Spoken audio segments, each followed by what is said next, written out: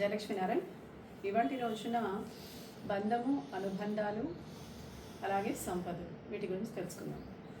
ఒక ఊళ్ళో గంగా, పార్వతి అనే ఇద్దరు అమ్మాయిలు ఉండేవాళ్ళు. తల్లి తండ్రి లేకపోతే తల్లి తండ్రి ఇచ్చిన ఆస్తి అంటే భూమి ఒక 4 ఎకరాలు ఉంటే ఆ 4 ఎకరాలని సాగు చేసుకుంటూ వాళ్ళిద్దరూ ఒకే దగ్గర పెరుగుతూ ఉన్నారు. అనుకోకుండా పార్వతికి ఒక సంబంధం వచ్చి చక్కటి అతనితోటి వివాహం జరుగుతుంది.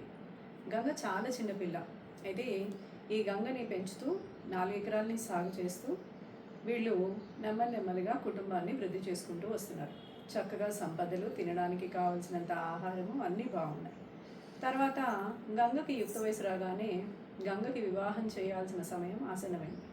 అప్పుడు గంగకి భీమయ్య అనే ఒక వ్యక్తిని చూసి వివాహం చేశారు. అతను కూడా ఒక వ్యాపారస్తుడు కాబట్టి బాగా ధనాన్ని ఆశిస్తే వీరి దగ్గర ధనమేమీ లేకపోవడం వల్ల ఉన్న 4 ఎకరాలు గంగకే రాసిచ్చేసేసి వాళ్ళిద్దరినీ చక్కగా పెళ్లి చేసి పంపించారు.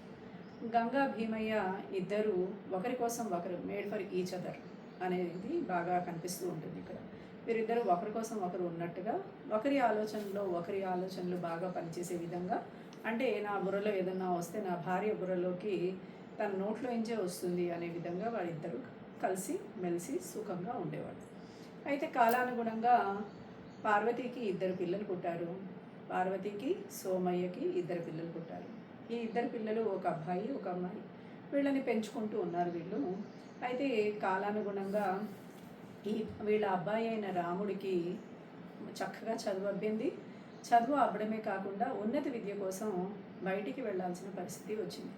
అయితే వీళ్ళు ఉన్న భూమి కూడా వాళ్ళకి రాసిచ్చేయడం వల్ల ఎంతో కొంత కౌలుతోటి భూమి సాగు చేస్తూ ఉన్నంతలో తింటూ హాయిగానే ఉన్నారు.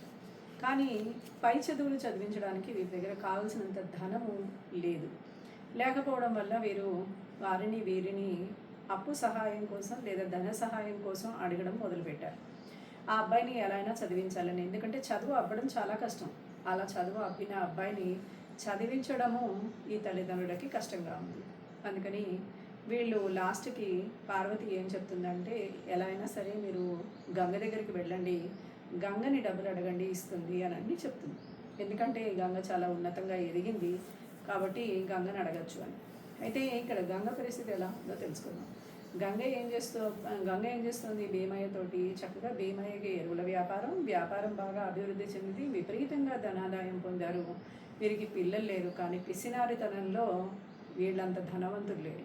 విపరీతమైన పిసినారితనం, కనీసం ఎవరికి కూడా బిచ్చం వేయరు.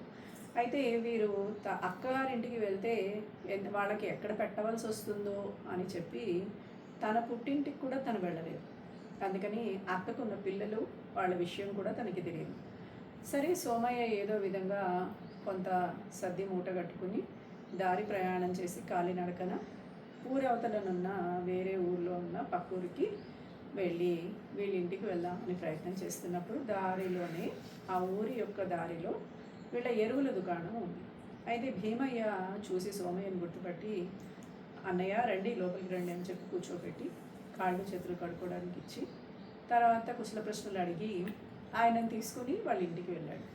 గంగ చూడగానే బావగారిని గుర్తుపట్టనట్టుగా నటిస్తుంది. ఎందుకంటే ఆయన మామూలు వస్త్రాలు కట్టుకుని ఉండడం, వస్త్రాలకి సరి అయిన అలంకరణ లేకపోవడం, డాబుగా కనిపించకపోవడంతో ఆమె ఎంతో కొంత వీళ్ళ స్థితిని అంచనా వేస్తుంది. వీళ్ళు ఏదో మామూలుగా బతుకుతున్నారని తెలుసు, కానీ ఇంత హీనంగా ఉన్నారా అని చెప్పి అనుకుని తన బావని కూడా గుర్తుపట్టనట్టుగా ఎవరో వచ్చారే అని అంటుంది. అంటే భీమయ్య అంటాడు, అదేంటి అలా అంటావు, మీ అక్క వాళ్ళ భర్త సోమయ్య వచ్చాడు అని అన్నీ చెప్పగానే, అరే బావా బాగున్నావా అని అంటుంది, ముఖానికి ఇంత నవ్వు పులుముకొని. కానీ సోమయ్య చాలా బాధపడతారు. ఎన్నో ఏళ్లుగా వాళ్ళు పెంచిన అమ్మాయి, పెళ్లి చేసి అన్నీ వాళ్ళకు ఉన్నదంతా ఇచ్చి పంపించిన అమ్మాయి వాళ్ళని గుర్తుపట్టకపోవడం ఎంతో బాధాకరం. అయితే ఆ అమ్మాయి అలా చేసి, సరే కాళ్ళు కడుక్కో, భోజనం పెడతానని చెప్పి కాళ్ళు చేతులు మొహం కడుక్కోవడానికి నీళ్ళిచ్చి పచ్చడి మెతుకులతో భోజనం పెడుతుంది. భీమయ్య అంటాడు, అదేంటి ఈ భోజనం ఏంటి అని. ఏదో ఇవాళ తినడానికి కూడా లేదు, మన పరిస్థితి చాలా హీనంగా ఉంది, అలాంటి హీనమైన స్థితిలో ఇవాళ కనీసం పచ్చడి మెతుకులైనా ఉన్నాయి పెట్టడానికి. అందుకనే నీకు ఈ పచ్చడి మెతుకులు పెడుతున్నాను బావ, ఇవైనా తిను. ఈయన ఏం చేశాడు, సంపాదించిందంతా వేరే వాళ్ళకి అప్పులిచ్చి మొత్తం పోగొట్టేసుకున్నాడు. ఏమీ లేదు. ఇవాళ రేపు మీరు ఇచ్చిన 4 ఎకరాలు కూడా అమ్మితే ఏమన్నా వస్తే అప్పుడు మేము బయటపడతాం, లేకపోతే అప్పుల వాళ్ళు మమ్మల్ని పీడిస్తున్నారు అని ఏదో ఏడుస్తూ ఇలా కొంగు అద్దుకుంటూ చెప్తుంది. కానీ ఇంకా ఏమడుగుతాడు పాపం సోమయ్య? ఏమీ అడగలేకుండా సరే బాగున్నారా అని అడగడానికి వచ్చానని చెప్పేసి ఇంటికి వచ్చేస్తాడు. ఇంటికి వచ్చేసిన తర్వాత తన కొడుకు ఏం చెప్తాడంటే, రామయ్య ఇంకా నేను నిన్ను చదివించలేను, ఉన్నత విద్యకి నేను పంపించలేదు, కాబట్టి నువ్వు చదువు మానేసుకొని నాతో పాటు కూలి పనికి రా అని చెప్తాడు. అయితే రామయ్య ఏమంటాడు, నాన్న నా చదువు నేను చదువుకోగలుగుతాను కాబట్టి నేను కష్టపడి పొద్దునంతా కష్టపడి తర్వాత నా విద్యను కూడా నేను చూసుకుంటాను, 2 నేనే, అంటే నా కష్టపడిన డబ్బుతోటి నేను చదువుకుంటాను అని చెప్పి తను స్వాభిమానంగా ఆ ఇంట్లో నుంచి వెళ్ళిపోతాడు. చదువు ఆపడానికి ఇష్టపడు, ఎందుకంటే అతనికి చదువు అంటే చాలా ప్రేమ. అయితే పొద్దునంతా పొద్దునంతా స్కూల్కి వెళ్ళి సాయంత్రం పూట భీమయ్య గంగ ఇంట్లో పనిచేస్తూ ఉండేవాడు. భీమయ్య గంగ తన పిన్ని బాబాయ్ అని తనకి తెలియదు, అక్క పిల్లలని వాళ్ళకి తెలియదు. అయితే ఆయన కొట్లో కుదురుతాడు పనికి, ఏ పని చెప్పినా చేసేవాడు. అతను ఏమంటాడంటే, నాకు ఇంత డబ్బులు ఇవ్వండి, ఆ డబ్బులకి ఏ పని చెప్పినా చేస్తాను. ఇంట్లో పనిచేసేవాడు, బయట పనిచేసేవాడు. ఎప్పటి నుంచి అయితే రామయ్య వచ్చాడో అప్పటి నుంచి భీమయ్యకి పనిలో కొంచెం సులువుగా కూర్చుని హాయిగా కాళ్ళు జప్పుకునే అవకాశం వచ్చింది, సుఖపడే అవకాశం వచ్చింది. అప్పటిదాకా కనీసం పాపం ఎప్పుడూ సుఖం ఎరగని వాడు వీడేదో పనిచేస్తూ ఉండేసరికి కొంత కులాసాగా అటు ఇటు తిరిగే అవకాశం ఏర్పడింది. మొట్టమొదట్లో గంగ ఇతనికి అన్నం పెట్టాల్సి వస్తుందని కసురుకున్నా ఇంట్లో తనకి చేదోడుగా ఏదో ఒక పని చేస్తూ ఉండేసరికి వీళ్ళిద్దరికీ ఆ పిల్లాడి మీద ఆశ పుట్టి మనకి పిల్లలు ఉంటే మన పిల్లలు మనల్ని ఇలా చూసుకునేవాళ్ళు కదా, మనం ఈ అబ్బాయిని దత్తత తీసుకుందాం, ఏమంటారు, మనకి ఎలాగో పిల్లలు లేరు కదా, మన తర్వాత మనల్ని చూసుకునేవాళ్ళు కావాలి, ఈ అబ్బాయి ఎలాగో బీదవాడుగా ఉన్నాడు, తల్లిదండ్రులను పిలిపించమని చెప్దాము అని చెప్పి గంగ తన భర్తకి సలహా ఇస్తుంది. వెంటనే భీమయ్య కూడా ఇదేదో చాలా బాగుంది, నాకు కూడా కొంచెం పనిలో సులువు దొరుకుతుంది, ఇంకా చేయలేకపోతున్నాను, వయసు పెరుగుతోంది అని చెప్పి రామయ్యకి చెప్తారు. ఏరా మీ తల్లిదండ్రుని పిలిపించు, ఒకసారి మాట్లాడాలి వాళ్ళతోటి అని. సరే అని చెప్పి పక్క ఊర్లో ఉన్న సోమయ్యని పార్వతిని పిలిపిస్తాడు తన చెల్లెలతో సహా. పిలిపిస్తే వీళ్ళ ఇంటికి వచ్చి చూసేసరికి ఏముంది, వారి అక్క బావ, అక్క కొడుకే. వీళ్ళు చాలా బాధపడతారు, మేమెంత తప్పు చేశాము అని చెప్పి వీళ్ళకి తెలుస్తుంది, గంగకి భీమయ్యకి. మాకు పిల్లలు లేరు కదా, వీడు చదువుకోవాలనుకుంటున్నాడు, వీడిని మేము చదివిస్తాము, మాకు దత్తత ఇస్తారా, వీడిని మేము చూసుకుంటాం, వీడిని మేము పెంచుతాము అని చెప్పి పార్వతిని సోమయ్య కాళ్ళు పట్టుకుని అడుగుతారు.